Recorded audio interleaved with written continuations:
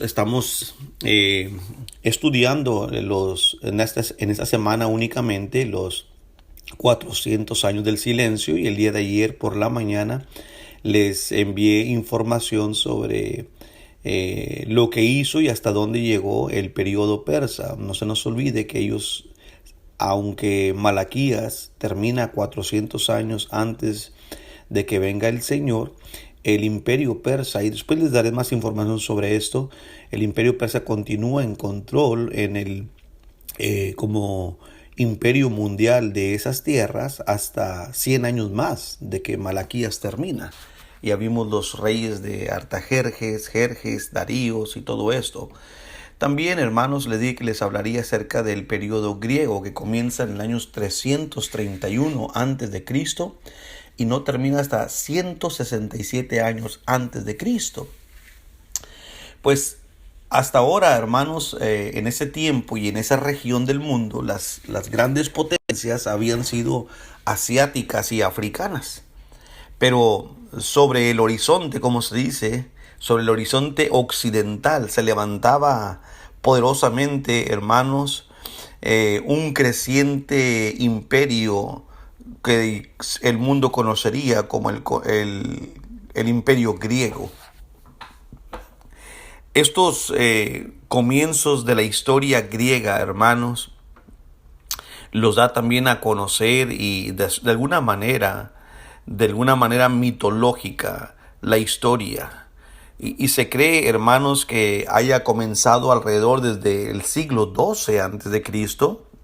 Es decir, se comenzó a formar, a fincar, a poner en su mente que lucharían, hermanos, contra el mundo entero desde algunos 1200 años antes de que realmente se formalizara, como suele suceder. Hoy escuchamos de la China y de Rusia, ¿verdad? Que son países que están maquinando de alguna manera secreta, omniciosa, pero muy ambiciosa, querer alcanzar el trono. De la misma manera fueron los griegos, hermanos, y no lo lograron, como dije, hasta el año 331, ¿verdad? En donde logran finalmente materializar sus sueños. En esa época ellos comenzaron a través de ciertas guerras, como algunas guerras mitológicas que hemos oído, como la guerra troyana, y también se levantó un escritor llamado Homero allá en el año 1000 antes de Cristo, de la época de David, de Salomón, que comenzó o empezó a dar la historia griega de una manera auténtica, pero generalmente a través de mitologías. Realmente Grecia no aparece ya en el mundo realmente, digámoslo así, verdadero, hasta que celebra unos juegos, los primeros, llamados los Juegos Olímpicos, porque fue en la ciudad de Olimpia. Esto ocurrió en el año 776 antes de Cristo. Pero regresando a la intención de nuestro estudio, que donde ejerce ya su poderío, dijimos que fue en el 331, pero en el 336 Alejandro Magno, él asumió el mandato del ejército griego, hermanos, y con rapidez de un meteorito se lanzó hacia el oriente sobre las tierras que habían estado bajo el dominio de Egipto, de Asiria, de Babilonia y de Persia. Ese fue su reto más grande. Y ya en el año 331, hermanos, antes de Cristo, el mundo entero estaba bajo sus pies. Las había conquistado a estas naciones. Y en su invasión sobre Egipto, sobre Asiria, sobre Babilonia y sobre todo sobre Persia, también capturó a Palestina. Y cuando lo hizo, mostró gran consideración hacia los judíos. De hecho, él dejó intacta la ciudad de Jerusalén y ofreció garantía a los judíos para que se establecieran, ¿saben dónde? En Alejandría.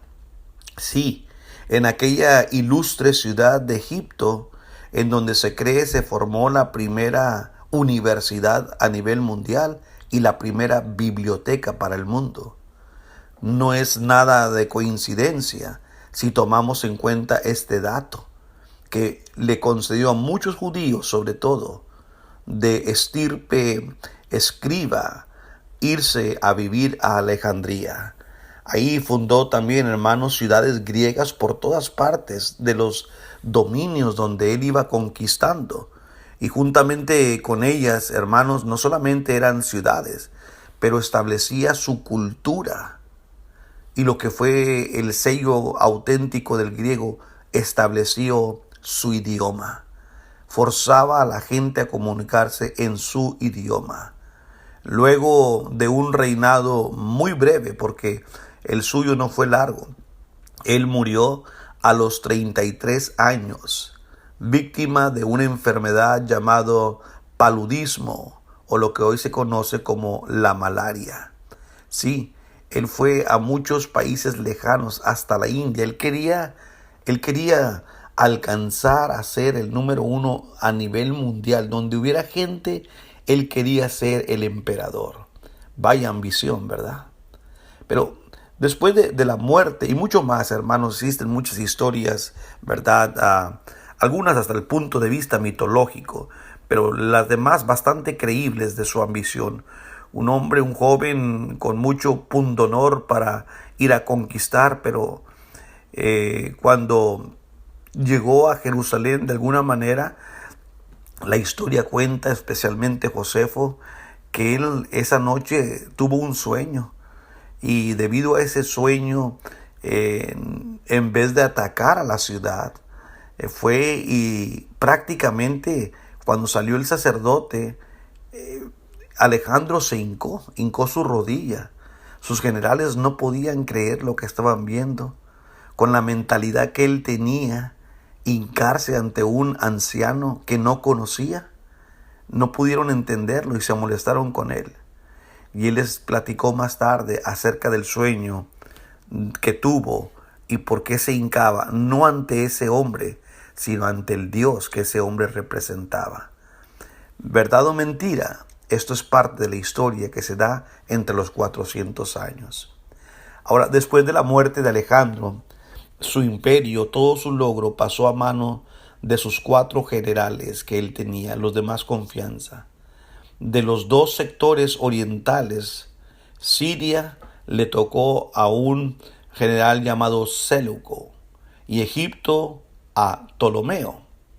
Palestina, situada entre ambos, hermanos, fue primeramente de Siria, pero en el 301 año antes de Cristo pasó a mano de Egipto, en cuyo poder estuvo más o menos como 100 años, hasta el año 198. Así que tanto los seleucidas como los ptolomeos tuvieron parte sobre la influencia judía después de que murió Alejandro hasta el año 198 antes de Cristo.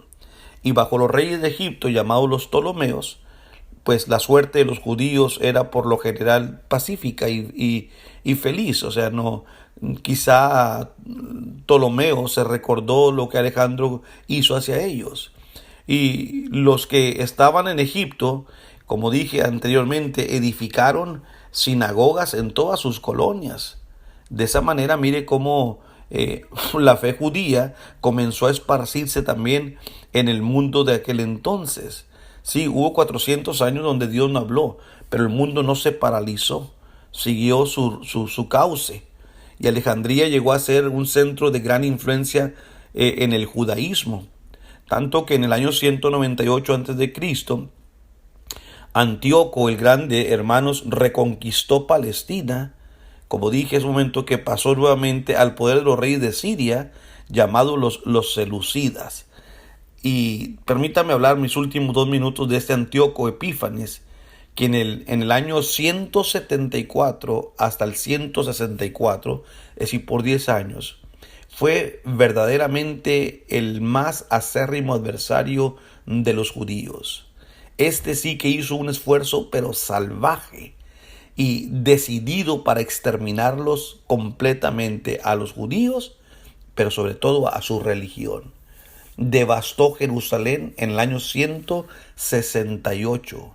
Profanó el templo, sacrificó un cerdo sobre el altar, erigió un altar a Júpiter, prohibió el culto del templo y bajo la pena de muerte también, hermanos, la circuncisión. Todo circuncidado era muerto. Destruyó todos los ejemplares de la escritura que pudiera hallarse, todas las copias. Mató a todo aquel que tuviera tales ejemplares en su poder. Vendió como esclavos a miles de familias judías y recurrió a toda forma imaginable de tortura para obligar a los judíos a que renunciaran a su Dios y a su religión.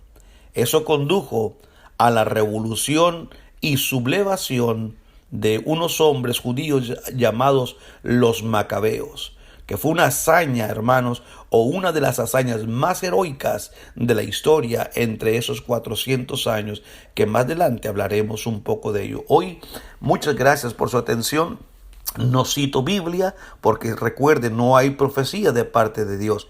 Esta es una de las más serias informaciones. No quise entrar a la mitología griega, aunque sí se las mencioné muy someramente. Que Dios me los bendiga.